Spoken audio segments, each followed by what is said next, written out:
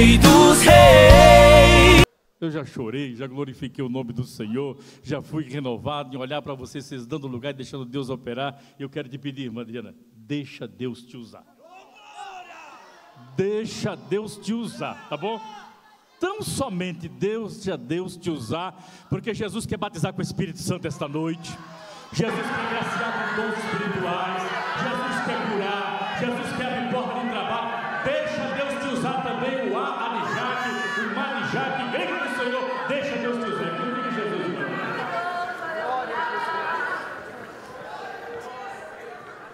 Eu vos saúdo com a paz do Senhor. Por gentileza, abra sua Bíblia juntamente comigo.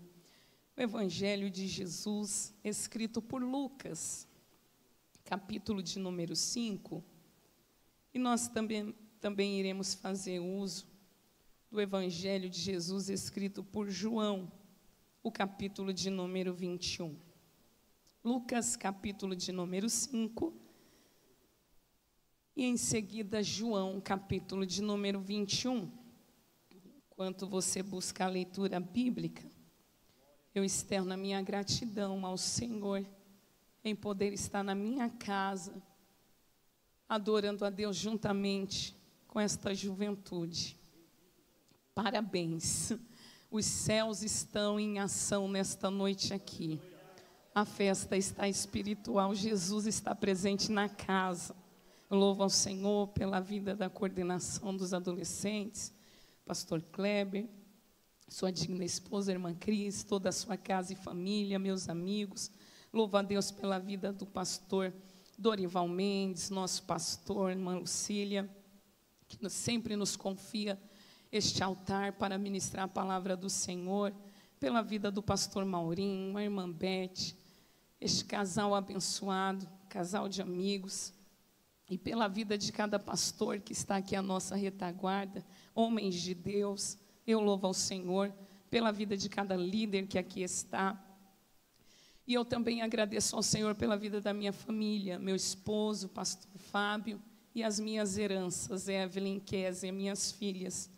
E eu confesso que hoje eu estou muito feliz, completando mais um ano, e que presente o Senhor nos deu, a honra de ministrar na nossa casa. Que alegria. Eu tributo ao Senhor os méritos, os aplausos, a adoração, porque só Ele é merecedor. O Senhor colocou uma mensagem ao meu coração e ela está ardendo. Eu quero entregar a você nesta noite aquilo que o Senhor tem para a tua vida. Quantos acharam Evangelho de Jesus escrito por Lucas capítulo 5 e João capítulo 21? Pode dizer, eu achei.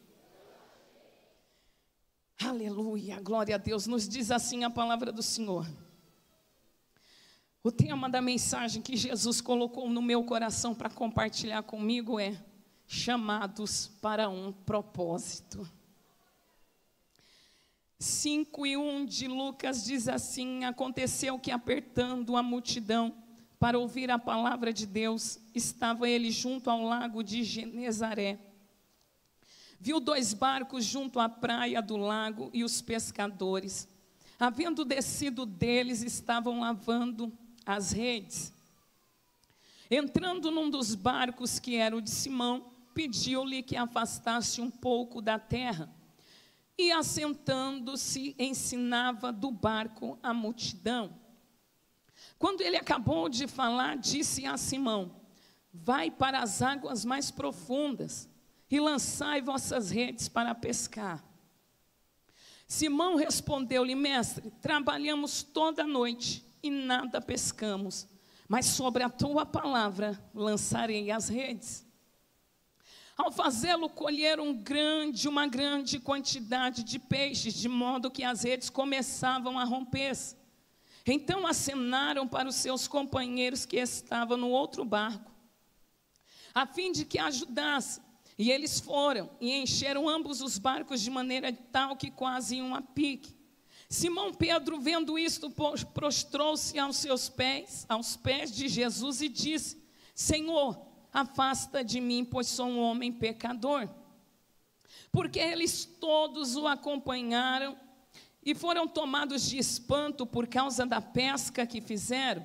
assim como Tiago e João, filhos de Zebedeu, que eram companheiros de Simão. Jesus disse a Simão: não temas, de agora em diante será pescador de homens. E eles então, levando os barcos para a terra, deixando tudo, o seguiram. Capítulo de número 21 do Evangelho de Jesus, escrito por João. Diz assim: depois disto, Jesus apareceu outra vez aos discípulos junto ao mar de Tiberíades da seguinte maneira: estavam juntos Simão Pedro, Tomé, chamado Dídimo, Natanael de Caná de Galileia, os filhos de Zebedeu e os outros dois dos seus discípulos. Simão Pedro disse-lhe: vou pescar. Disseram-lhe também: nós vamos contigo. E eles foram e subiram logo no barco, e naquela noite nada apanharam. Versículo de número 12 diz assim: Jesus disse-lhes: vinde e comei. Nenhum dos discípulos ousava perguntar: quem és tu? Porque sabiam que era o Senhor. Chegou, pois, Jesus, tomou o pão e o deu a eles, fazendo o mesmo com o peixe. E esta foi a terceira vez que Jesus apareceu aos seus discípulos, depois de haver ressuscitado dentre os mortos. Depois de haverem comido, Jesus perguntou a Simão Pedro: Simão, filho de Jonas, ama-me mais do que a estes? E ele respondeu: sim, Senhor, tu sabes que eu te amo. Ele respondeu: apacenta meus cordeiros. Tornou Jesus a perguntar-lhe pela segunda vez: Simão, filho de Jonas, ama-me? E ele respondeu: sim, Senhor, tu sabes que te amo. Disse-lhe Jesus: apacenta as minhas ovelhas. Perguntou-lhe Jesus pela terceira vez: Simão, filho de Jonas, ama-me? Simão entristeceu porque eles lhe haviam perguntado pela terceira vez: ama-me? E respondendo-lhe: Senhor, tu sabes de todas as coisas, tu sabes que eu te amo. Jesus lhe disse: apacenta as minhas ovelhas. Adorado e engrandecido seja o nome do Senhor Jesus. Nós estamos aqui diante dos textos sagrados, muito conhecido, muito escorrido, e cada um vem apresentar a pessoa bendita de Jesus na escrita do seu Evangelho. Quando olhamos para o Evangelho escrito por Mateus, Mateus vem apresentar a pessoa bendita do Senhor Jesus como o Rei prometido, como o Messias esperado. E o foco das mensagens ou do Evangelho de Mateus é justamente os sermões e as mensagens ministradas do Senhor Jesus. Os leitores de Mateus, ou seu público, eram justamente os judeus. Quando olhamos para Marcos, Marcos vem apresentar a pessoa bendita do Senhor como servo obediente de Deus. E Marcos tem público, Marcos tem leitores, que são justamente os gentios e os romanos. E Marcos vem focar nos milagres e nas ações do Senhor Jesus. Lucas vem apresentar o Senhor Jesus como filho do homem. E o público de Lucas é justamente os gregos. E Lucas vem focar a pessoa bendita de Jesus na sua humanidade. Quando olhamos para João, os seus leitores ou seu público são os cristãos do mundo inteiro. E João vem apresentar Jesus como Filho de Deus, como o Verbo que se fez carne. Nós vemos que a pessoa bendita do Senhor é apresentada nos 4 evangelhos de uma maneira extraordinária. Mas Mateus, ele começa a sua escrita por uma genealogia. Afinal de contas, Mateus está apresentando o rei. Mateus vem falar sobre o nascimento de Jesus. Mateus vem dizer sobre a fuga para o Egito por causa do rei Herodes, que se sentiu ameaçado ao saber que estava chegando um outro rei. Mateus vem dizer da tentação que Jesus passou sendo conduzido pelo Espírito ao deserto.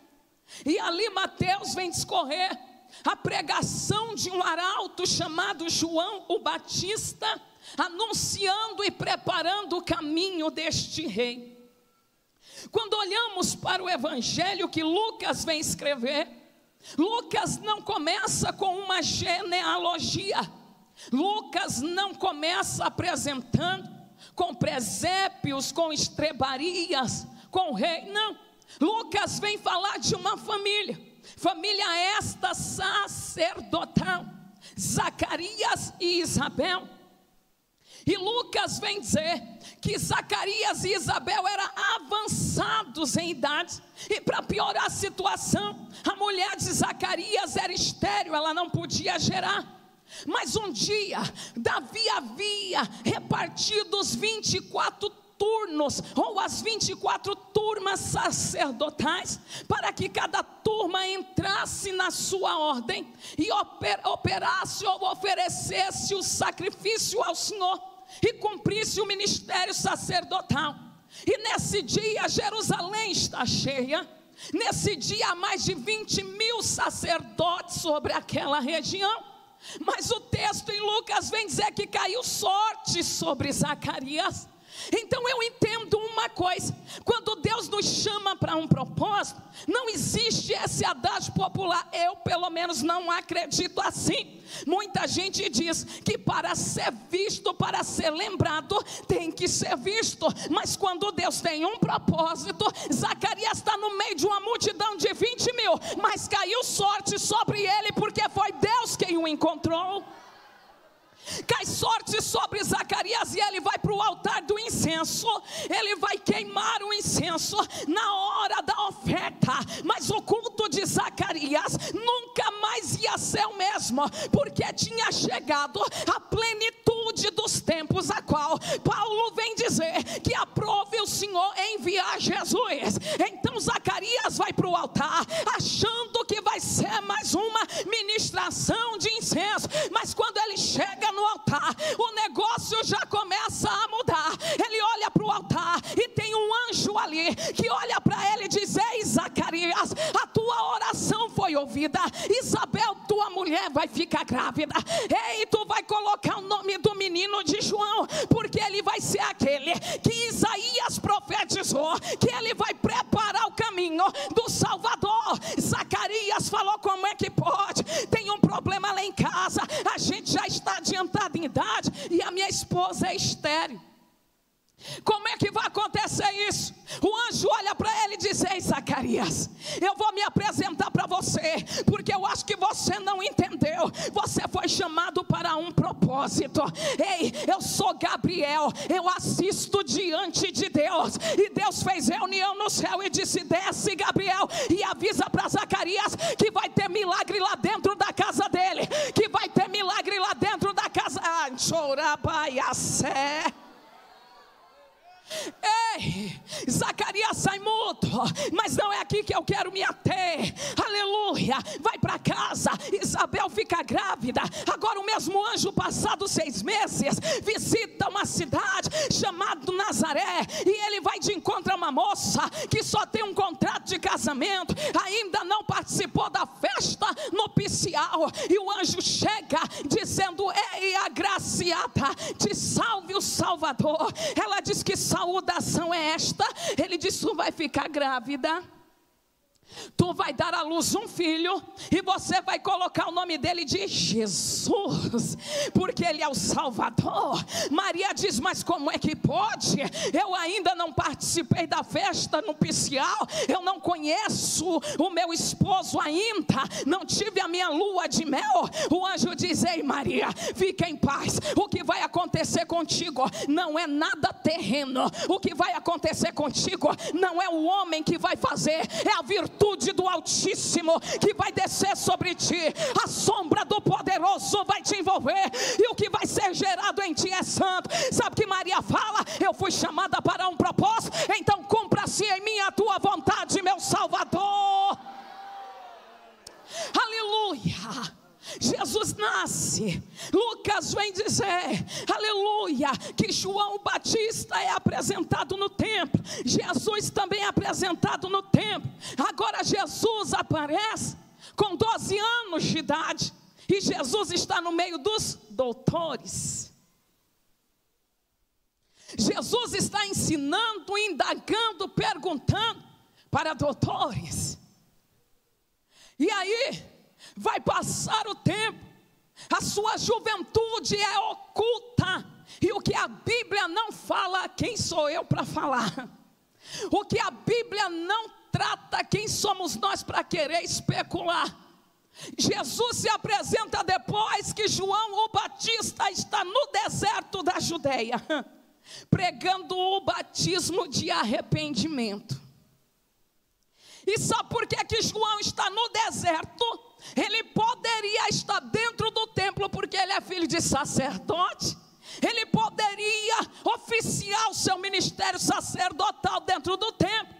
Mas João sabe que o chamado dele não é dentro de 4 paredes. O chamado dele é no deserto. E tem gente que olha e diz, no deserto não nasce, no deserto não cresce, no deserto não acontece. Ei, quando alguém é chamado, escolhido para um propósito, a multidão vai lá no deserto, a multidão vai lá, porque você foi chamado. Ele está pregando o batismo de arrependimento. João está quebrando, eita meu Deus do céu, está quebrando algo da religião da época, o batismo de Miquivã, aonde era cobrado para batizar, e João está pregando o batismo do arrependimento, e não estava cobrando nada para batizar. E aí vem os curiosos para saber, por que a multidão está lá atrás de João Batista, e ele está pregando, arrependei-vos, porque é chegado o reino dos céus, arrependei-vos, porque é chegado o reino dos céus. Aí chegou os fariseus, chegou os saduceus, e disseram, que autoridade é essa? Por um acaso tu é algum profeta? Por um acaso tu és o Cristo? Ele disse, não. Ele disseram, quem és tu? Ele diz, eu sou a voz do que clama no deserto, endireitai o caminho do Senhor, preparai a vereda do Salvador. Aí eles disseram, nós temos por pai Abraão, e você está dizendo para a gente se arrepender? Se arrepender do quê? Porque religioso é assim, ele só vê defeito na vida do outro, ele só consegue apontar a vida do outro, e não entende que ele também precisa de arrependimento. Aí João falou, raça de víboras, quem ensinou vocês a fugir da condenação eterna? Vocês estão dizendo, eu tenho por pai Abraão? Pois eu vos digo que dessas pedras Deus pode suscitar filhos a Abraão, para entrar no reino, para cumprir propósito. Não é religião, não é estilo de vida, não é filosofia, é arrependimento e aceitar o reino dos céus. Aleluia. Aí Jesus vem vindo, e quando Jesus chega, eu imagino os batimentos cardíacos de João acelerando. Porque quando, gente, Jesus está presente na casa, Jesus está presente neste ambiente aqui, Jesus está em nosso meio. Pelo menos o meu coração já disparou. Quando louvaram os hinos de adoração falando dele, a minha vontade era de sair voando no meio dessa igreja, de tamanha alegria. E João está batizando, e Jesus está se aproximando. Aí João diz, eis aí, o que é antes de mim, é depois de mim, e ele está vindo aí. Eu batizo com água, mas ele, Jesus, o Cordeiro de Deus, vai batizar no Espírito Santo e com fogo. E o pastor Maurinho falou aqui que nessa noite é noite propícia de batismo no Espírito Santo, é noite propícia para salvação, é noite propícia de mudança, é noite propícia para aceitar chamado, é noite propícia para sentir Jesus. Porque o que difere a religião, aleluia, o que difere o cristianismo de todas as religiões é que a palavra religião significa no latim religar. O homem tenta se religar com Deus, a religião tenta religar o homem com Deus. Agora a diferença do cristianismo não é o homem que faz, é o Deus do céu que desce em busca da minha vida e da tua. Tu pode adorar a Ele nessa noite aqui. O nosso Jesus está vivo e vivo para sempre. Jesus também passa pelo deserto, diz Lucas, também relata a experiência do deserto. Sai vitorioso, e no capítulo 5, onde nós lemos, vem dizer, passou pelo deserto, venceu o tentador no deserto. Só que agora, Lucas diz que ele sai para uma sinagoga. Mateus também diz que Jesus saiu e foi para uma sinagoga.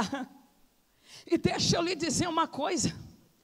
Havia mais de 480 sinagogas. Todas delas tinham uma cadeira no meio esperando o Messias chegar. Quando Jesus chega na sinagoga, se coloca sobre os pés, ele vai ler a palavra que é dada a ele.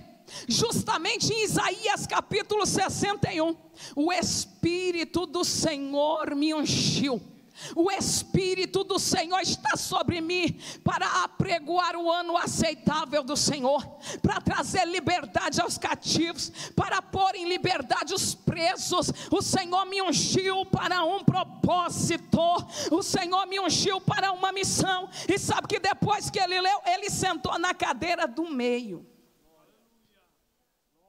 Todo mundo estava olhando para ele, porque a cadeira do meio era do Messias, e ele senta, e quando ele senta, todo mundo fica impactado com a atitude dele. Aí ele se coloca de pé e diz: hoje se cumpriu as Escrituras, hoje se cumpriu as Escrituras. Teve gente que não gostou, teve gente que fez cara feia, mas a cadeira do meio é dele. Ele é o Messias, ele é o Senhor, e ele chegou para nos chamar para viver um propósito. Ele chega, saiu do meio deles, foi expulso. Mas no capítulo de número 5 de Mateus, Jesus vai pregar e vai dizer: arrependei-vos, porque é chegado o reino dos céus. No capítulo 5 de Mateus, de Lucas, vem nos dizer que Jesus está passando pelo lago de Genezaré. E se ele é rei, ele vai escolher uma comitiva para montar essa comitiva para estabelecer o seu reino. No reino dos homens, no reino secular, existem duques e duquesas, existem uma assessoria para ajudar o rei. Jesus bateu o olho num barco. Jesus olhou para pessoas que estavam trabalhando ou trabalharam a noite toda. E Mateus diz que eles estavam consertando, o outro diz que eles estavam lavando, e Lucas diz que eles estavam lançando a rede. Jesus se apresenta, e a primeira coisa que Jesus faz é pedir o barco emprestado. A primeira coisa que Jesus pede para eles é: Pedro, ô moço, me empresta o teu barco, afasta um pouquinho aqui da terra. Eita! Jesus sobe no barco e começa a pregar. E Jesus vai chamar Pedro e André, e Tiago e João e os demais para um propósito. Jesus pregou para aquele povo. Agora Jesus se direciona para o dono do barco, Pedro, e diz: vamos para o mar alto. Entenda uma coisa nessa noite: nós fomos chamados para um propósito. Só que para esse propósito acontecer, para esse propósito existir na nossa vida, nós temos que entender que tudo que Deus criou foi para um propósito. E tudo que Deus criou foi para resolver um problema. Ele chama aqueles homens para viver um propósito. Ele chama aqueles homens para ir para o mar alto. E a gente precisa entender que tudo que Deus criou foi para um propósito. Nada foi criado em vão. Gênesis capítulo 1 diz que Ele criou o sol para governar durante o dia. Deus criou a lua para governar durante a noite. Deus colocou o firmamento para ser adorado pelas estrelas. Deus estabeleceu o limite das águas, tudo com um propósito, porque se não tivesse sol, nós congelaríamos. Se não tivesse lua, haveria um problema nos oceanos com a sua maré. Então tudo que Deus criou foi para resolver um problema e foi para um propósito. Quando Deus criou os peixes, quando Deus criou os mares, Ele disse que haja, que multiplique na água. Deus criou o mar para multiplicar. Quando Deus criou a terra, Ele disse que haja animais. Ele criou a terra para multiplicar. Propósito. Mas quando Deus criou o homem, Ele não colocou, meu Jesus amado, Ele não colocou, oh, coisa gloriosa, o que foi que Ele colocou, irmã Adriana? Ele soprou o sopro de vida. Ele soprou em mim e em você o sopro de vida e diz: eu te criei para um propósito, eu te formei para um propósito, eu te estabeleci para um propósito. Aleluia. Fomos criados, porque é tudo que Deus criou para um propósito e para resolver um problema. Você quer abraçar o propósito de Deus? Entenda que Ele te chama e você foi criado para resolver um problema. Advogados resolvem problemas com a lei, médicos resolvem problemas com as enfermidades, mães resolvem problemas emocionais dos seus filhos. Ministros do Evangelho foram criados, formados por Deus para resolver problemas espirituais. Deus criou Eva diante de uma necessidade. Adão estava sozinho e Deus tinha um propósito. Então tudo que Deus criou, tudo que Deus formou, foi para um propósito. E foi para resolver um problema. Ei, você não é o problema, você é a solução deste problema. Você não é pedra de tropeço, você é firmado na rocha inabalável.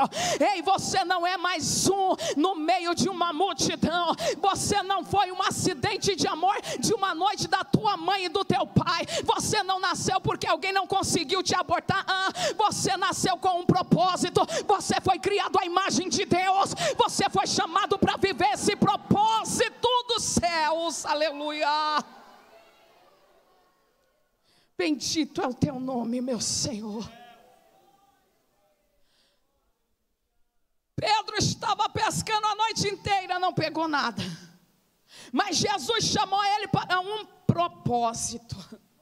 E quando a gente entende, eita, é que nem Noé, quando a gente entende que a gente foi criado para um propósito, a maioria se corrompia, a maioria estava corrompida, a semente de Caim estava corrompida, não tinha valores, mas aí Deus levanta uma semente piedosa, a semente de Sete vem Enos, e quando Enos nasce, vem o propósito de invocar o nome do Senhor. Enos vai perpetuar uma semente abençoada. Enos vai perpetuar uma semente que vai entender o propósito de Deus. De Sete vem uma semente piedosa até chegar Lameque. Lameque tem um filho por nome Noé. E quando Deus falou, vou destruir tudo, Noé entendeu: a minha casa, a minha família, a minha vida foi criada para resolver um problema e para viver um propósito. A maioria não queria, a maioria achava que era loucura,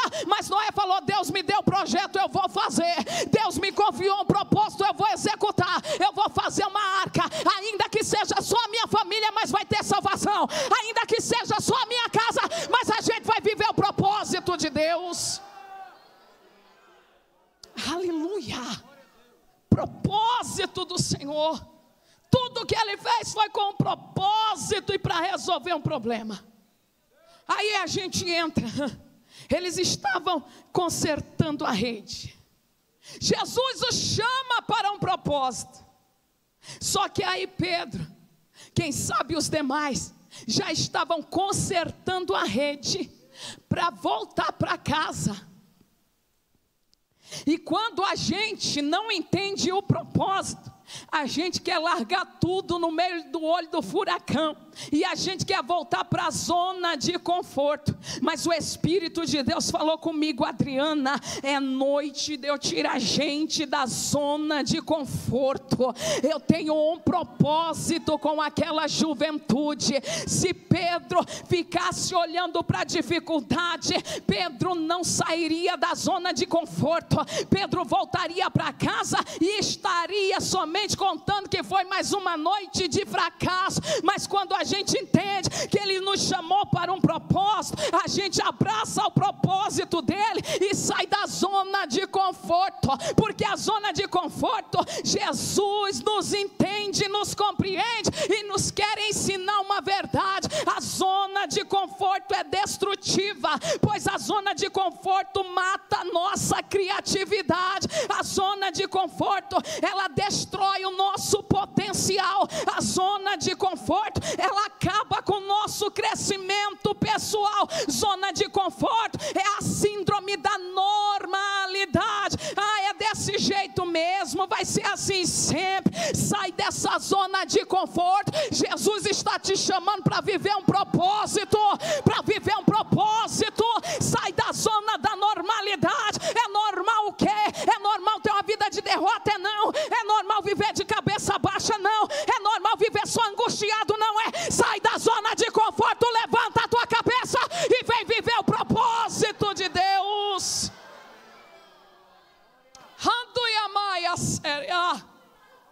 Jesus os chamou para um propósito. E além da gente entender que fomos criados para viver um propósito, tem uma segunda coisa que Deus quer que entendamos. Deixa eu lhe dizer uma coisa: para você viver o seu propósito, você tem que entender que o sucesso do teu futuro consiste em abandonar o passado. O sucesso do propósito de Deus, para a gente viver esse propósito, é necessário desapegar do passado. O passado que nós tivemos, vocês tiveram, tem experiência, tem sabedoria lá para extrair. Eu não estou falando de esquecer desses momentos. Eu estou falando que o propósito de Deus nos convida a abrir mão do passado e olhar para o futuro. Porque não é para simplesmente ignorar as coisas boas que você viveu, mas é se recusar a abortar a alegria, a vitória, a conquista, o propósito do futuro, abraçado com o passado. O passado passou, está lá atrás. Jesus está dizendo: quer viver o meu propósito? Larga esse passado aí, levanta a tua cabeça e olha para frente, que eu tenho coisa grande para realizar. A irmã Adriana, mas me machucaram. A irmã Adriana, me feriram. A irmã Adriana, a senhora não conhece o meu passado. Olha para o passado de José. Venderam ele, jogaram ele dentro de uma cisterna. Foi alguém estranho? Foi não. Foram seus próprios irmãos, porque não entenderam que Deus tinha um propósito maior na vida de José. Só que José se recusa a ficar pegado ao passado. Ele entra como escravo no Egito, entra, passa pela casa de Potifar, passa, vai para dentro de uma prisão, vai, mas ele sabe que ele tem um propósito, ele sabe que ele tem uma chamada, ele sabe que se ele ficar pegado a mimimi lá do passado, com picuinha de A e B, com coisinha lá de trás, ele nunca vai viver o sucesso que Deus tem para ele no futuro. Deus está dizendo: abre mão desse passado, abre mão disso aí. Se a gente olhar para o apóstolo Paulo, ele poderia ser um fracasso se ele abraçasse o passado dele. Chegou na igreja, ninguém credibilizava nele, as pessoas tinham medo, dizia: é assassino. Fechou a igreja, bateu em crente. Ele poderia olhar para ele e dizer: o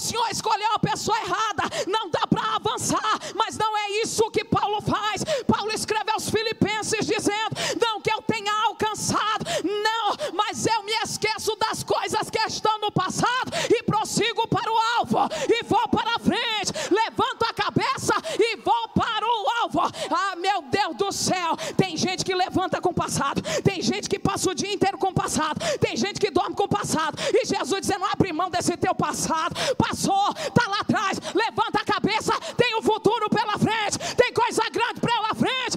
Abre mão desse passado. Você pode pegar na mão de alguém e dizer: nós vamos viver o nosso propósito. Vamos viver o nosso propósito. Vamos viver o nosso propósito.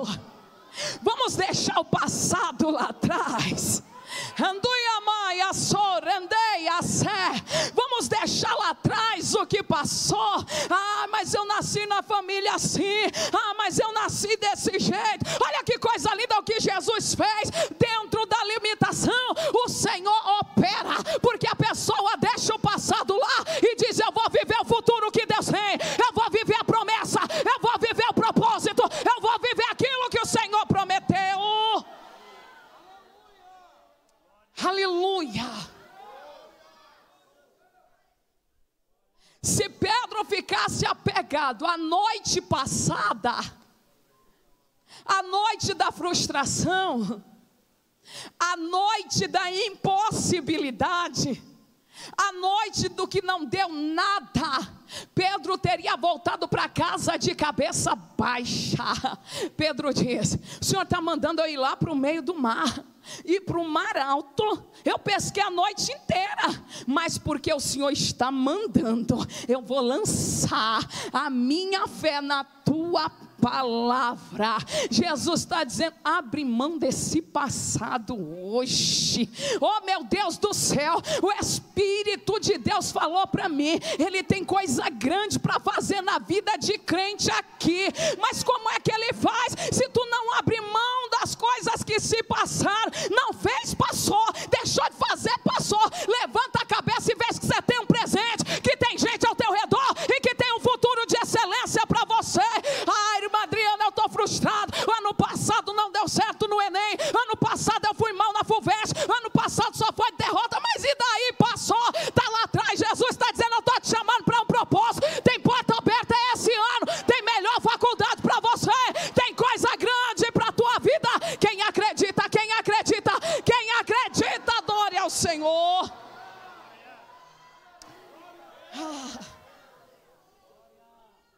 O Senhor nos chamou para um propósito. Deixa o passado. Eis Ruth,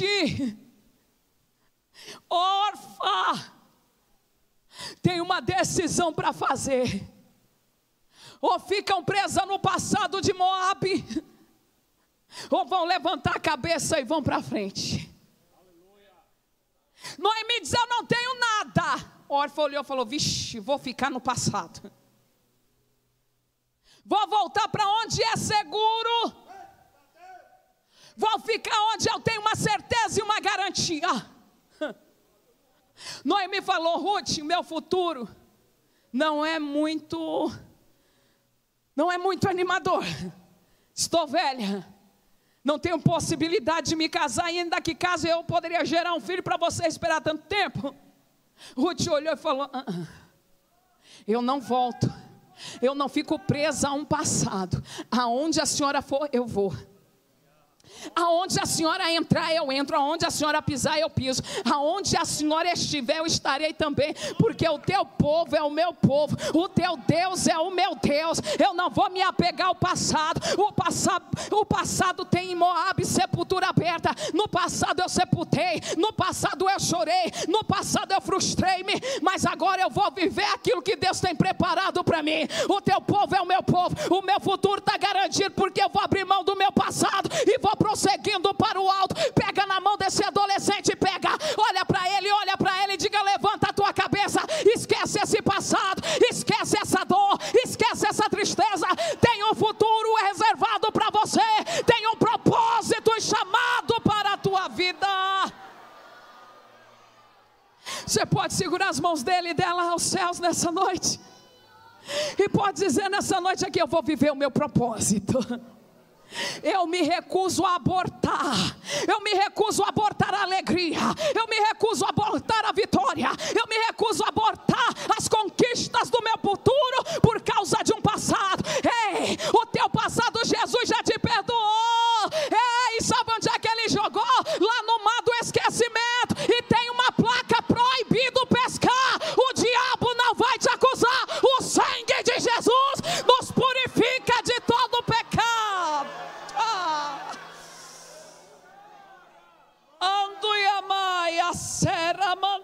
sai. Pedro tinha que tomar uma decisão: ou ficava preso no passado, ou ia viver a maior pesca da sua vida. E quando ele resolve abraçar a palavra, aí coisas extraordinárias acontecem.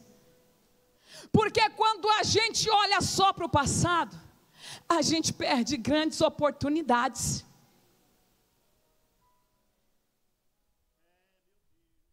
Porque a gente entende que a oportunidade de Deus vem na nossa vida só quando as portas estão abertas, só quando tudo está soprando ao nosso favor. Deixa eu lhe dizer uma coisa: tem oportunidade que Deus traz, que ela está vestida e travestida de tragédia. Tem oportunidade que Deus nos traz, que a gente olha e diz: é mais uma vez luta, é mais uma vez prova, é mais uma vez sofrimento, é mais uma vez derrota. E Deus está dizendo: é uma oportunidade. É uma oportunidade. Tem uma oportunidade grande em Jerusalém. Ei, ser general, fazer parte da tropa de elite de Davi. Tem muita gente que olha na oportunidade. Aí sai alguém de casa, Benaia. Deus diz: ele tem desejo de estar lá, mas eu vou dificultar o negócio para ele. A oportunidade é grande, a dificuldade vai ser grande também. Eu quero ver se ele vai abraçar o propósito. Benaia sai de casa num dia que ninguém queria sair. Benaia sai de casa em busca da sua vitória num dia que era propício a ficar deitado debaixo da coberta, tomando um chocolate quente. Era um tempo de neve, mas ele sai. Benaia vai cair dentro de uma cova. Ele poderia morrer de tristeza e dizer: meu Deus, eu saí em busca de uma oportunidade. Que tragédia, tempo de neve dentro de uma cova. Benaia olha para o céu, e o texto diz que aparece, para piorar a situação, um leão. Mas tudo isso é oportunidade. Tudo isso é oportunidade de Deus. Você já imaginou o rei Davi olhando os currículos, os e-mails de candidatos, olhando, dizendo: esse aqui já trabalhou de escolta na guarda palaciana, esse aqui é chefe em segurança. E Davi analisou todos os que estavam na sua frente. Mas de repente, o que foi tragédia para a maioria, para Benaia foi oportunidade.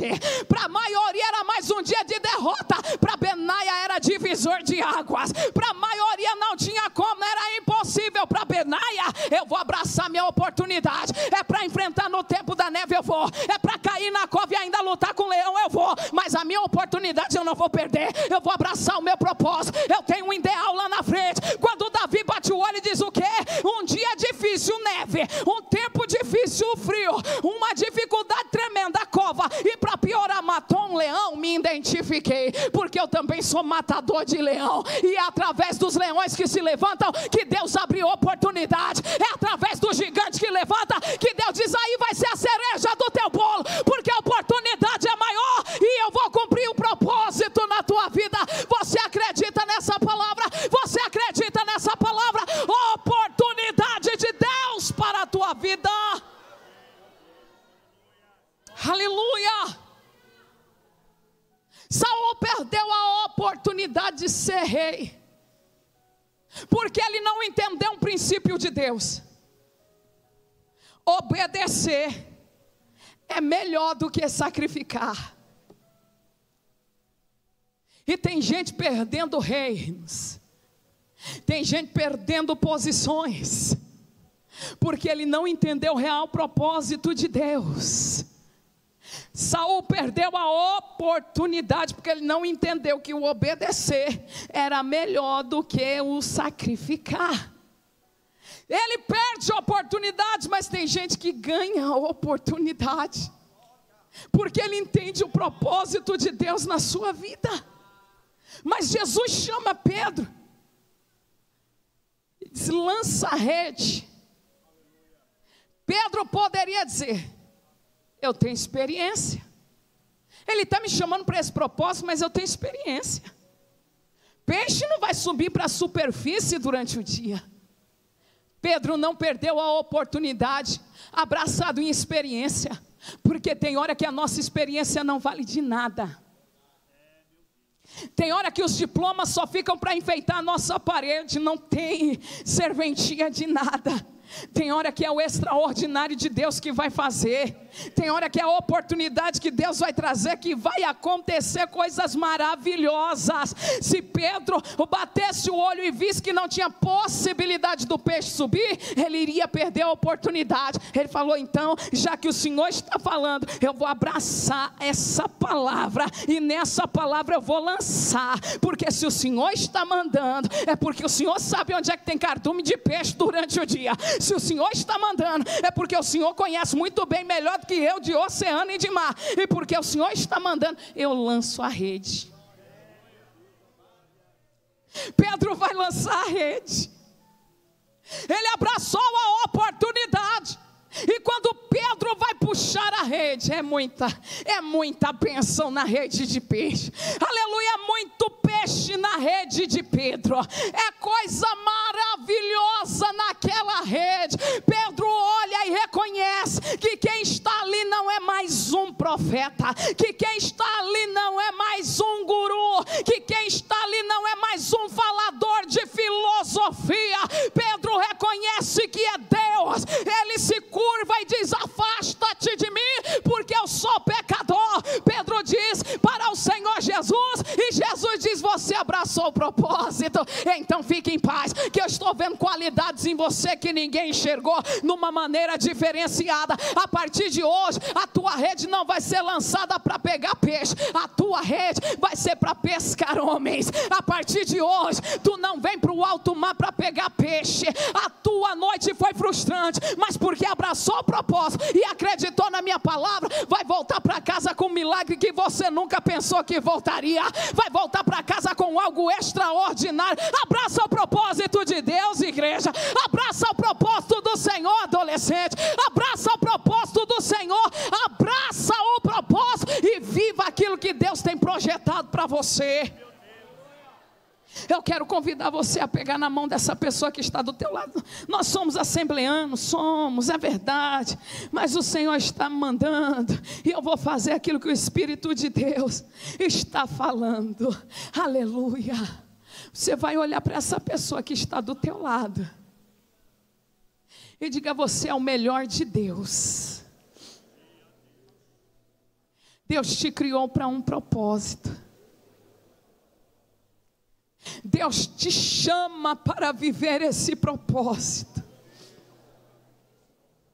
Eu não sei como você adentrou a este congresso, a essas portas. Só que Jesus está dizendo que hoje haverá transformação no teu interior. Vai haver transformação aqui dentro, diz o Senhor. Você vai voltar para casa diferente. O mar vai ser o mesmo, a rede vai ser a mesma, o barco vai ser o mesmo, mas a mudança vai ser no teu interior. Você vai entender o propósito de Deus e vai abraçar. O Senhor chama, o Senhor escolhe. Ergue a mão desse crente ao céu nessa noite e diga: eu tenho um propósito, eu tenho um chamado, e eu tenho um propósito. Eu vou viver o chamado e vou executar o propósito. Quem pode adorar a Ele? Quem pode adorá-lo? Aleluia. Eu vou esperar você adorar. Eu vou esperar você glorificar a Ele. Eu vou esperar você dar o teu melhor nessa noite aqui. Ei, igreja, nós estamos na casa do nosso Pai, e aonde há o Espírito do Senhor, aí há liberdade.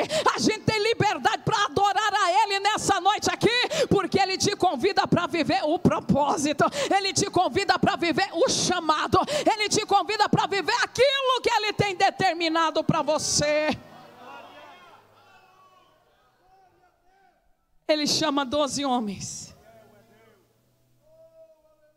Ele conhecia Na sua onisciência, presciência, Deus, o Senhor Jesus, conhecia a estrutura de cada um deles. E Jesus sabia que no meio de tinha aquele que não entenderia o seu propósito. Jesus chama a todos. Muitos chamados, poucos escolhidos. Não é que Jesus faça acepção de pessoas, diga: eu chamei você, gostei de você, vem para cá. Eu chamei você, não gostei de você, fica de lado. Não. Quando o texto diz que muitos são chamados e poucos escolhidos, é que uma ação gera uma reação. Ele te chama, você aceita viver o propósito, você é escolhido.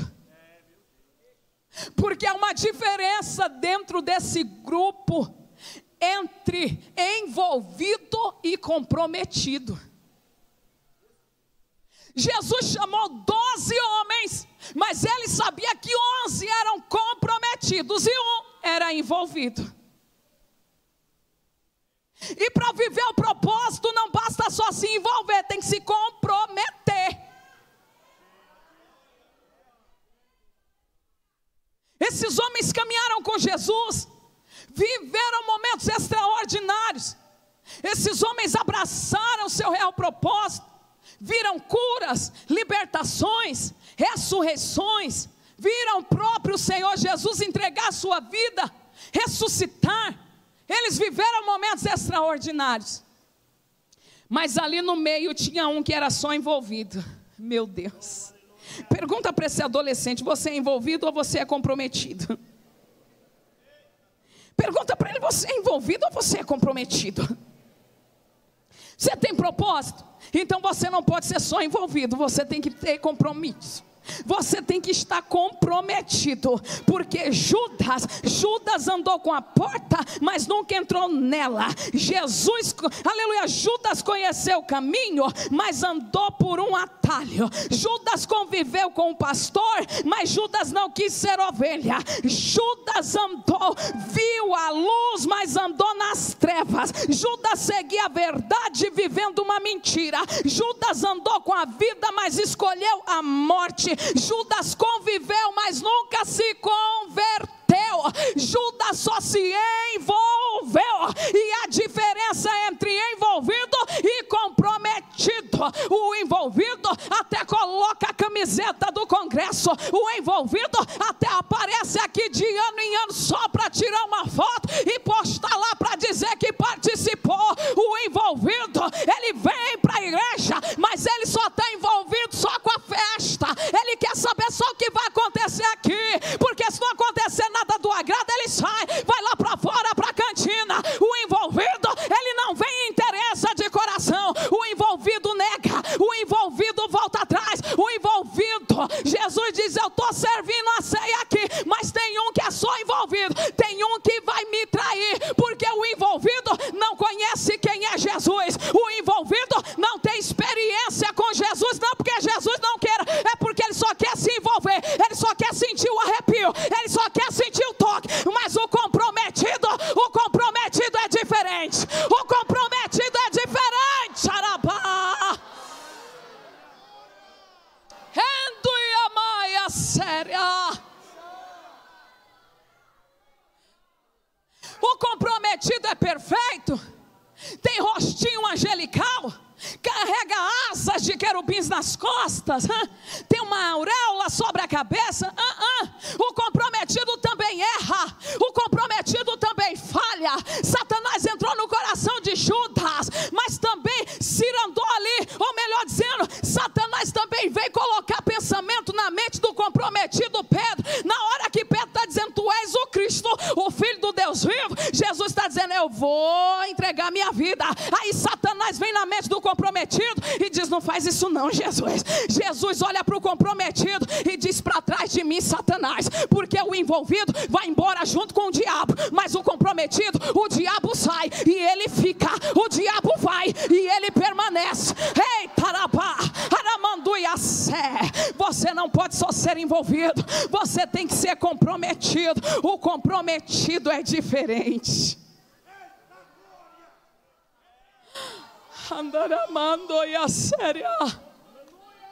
Me dê só mais um pouquinho de retorno para eu finalizar aqui. O envolvido, ele vê o rosto de Cristo, mas ele está preocupado mais nos interesses dele. O comprometido, tu andou com ele? Andei não. Você fala igualzinho a ele? Não.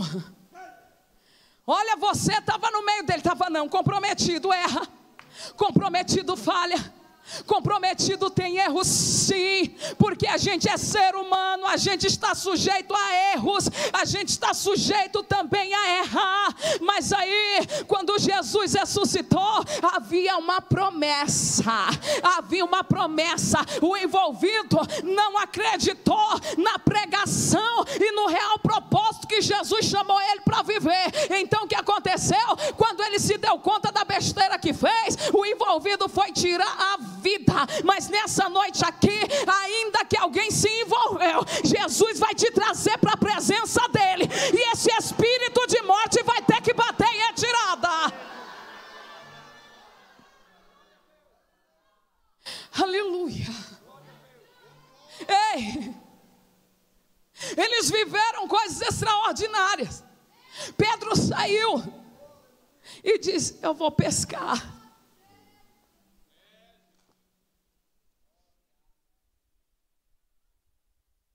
Ele vai pescar com os seus companheiros.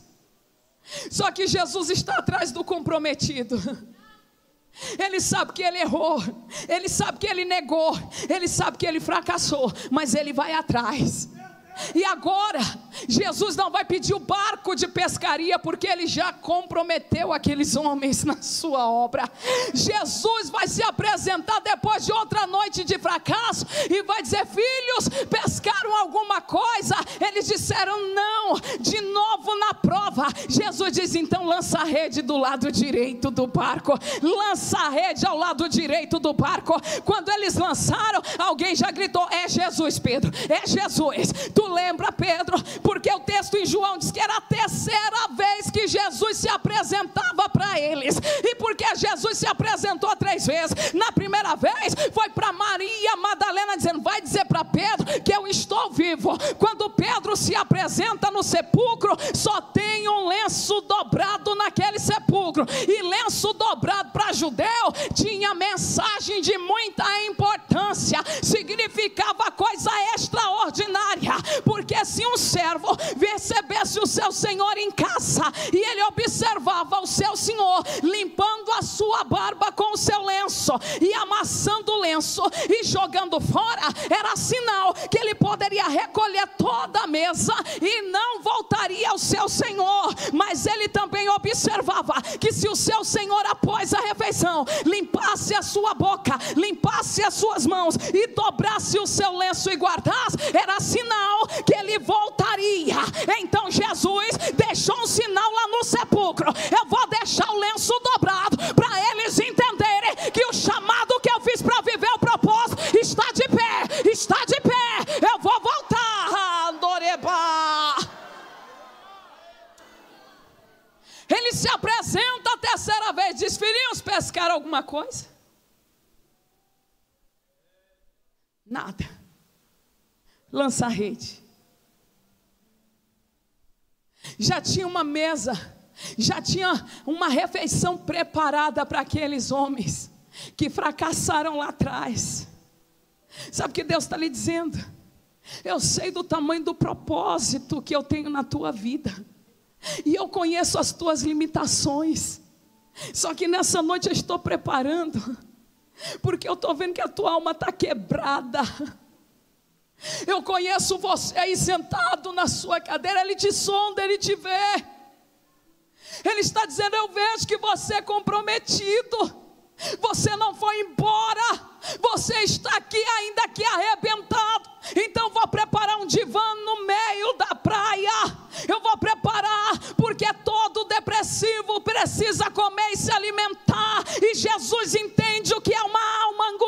angustiada, e só entende o que é alma angustiada quem já passou angústia na sua alma. E Jesus está dizendo: eu estou vendo os comprometidos retornando para o mar. Foi lá que eu chamei eles, e eles vão entender que o propósito está de pé. Vem comer, já tem mesa posta aqui para vocês. Ei Pedro, você me ama? Ele diz: tu sabe, Senhor. Ele pergunta 3 vezes para Pedro. Sabe o que eu vejo Jesus fazendo aqui? Indo de encontro a gente que era comprometida, que abraçou o propósito, mas cometeu um deslize. E agora Jesus está dizendo: eu acredito em você ainda, eu acredito em você ainda. Se você acredita no propósito que eu tenho na tua vida, eu estou aqui para renovar as coisas, eu estou aqui para chamar você para viver o propósito. Se você acredita, fica de pé por gentileza para eu orar por você.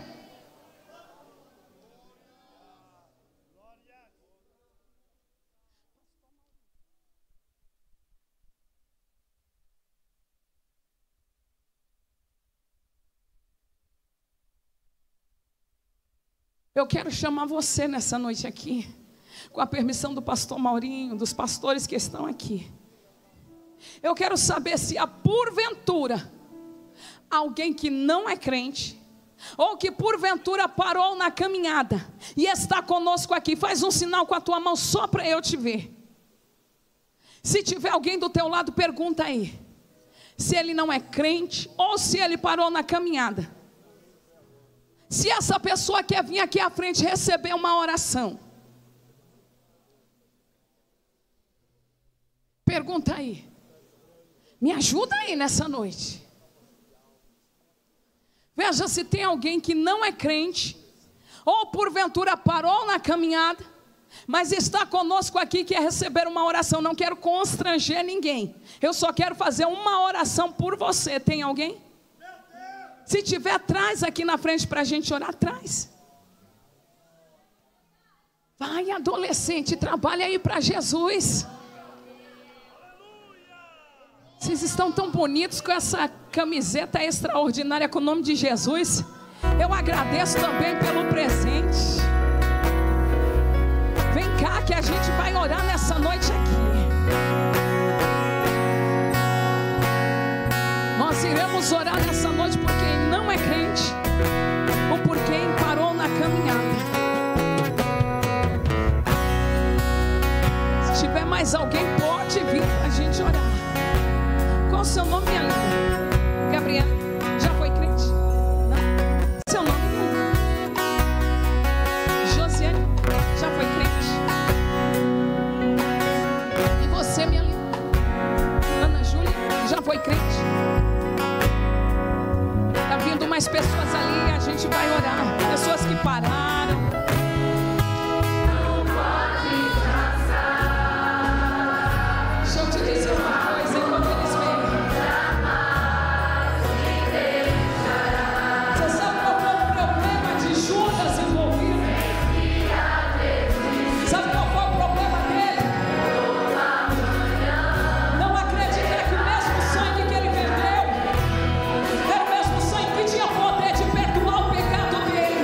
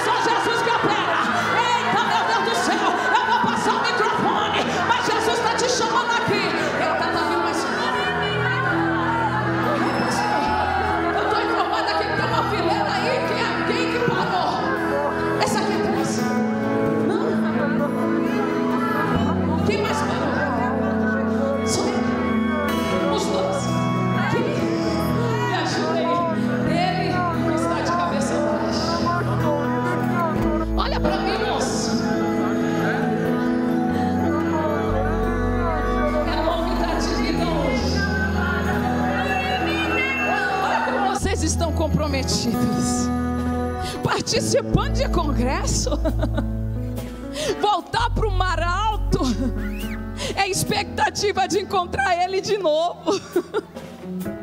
E Jesus está dizendo: eu estou aqui para mudar a história de vocês. Aonde habitou o pecado, vai superabundar a graça. As pessoas olham para a gente da Zona Sul, Jardim Ângela. Eu sou casada com negão, e meu marido cresceu no meio da comunidade. E alguém olhou e falou: vai ser mais um bandido, porque nasceu na comunidade. Só porque é negão abençoado, todo mundo já olha e diz: vai ser bandido, vai ser traficante. Jesus falou: vai nada, vai ser pastor.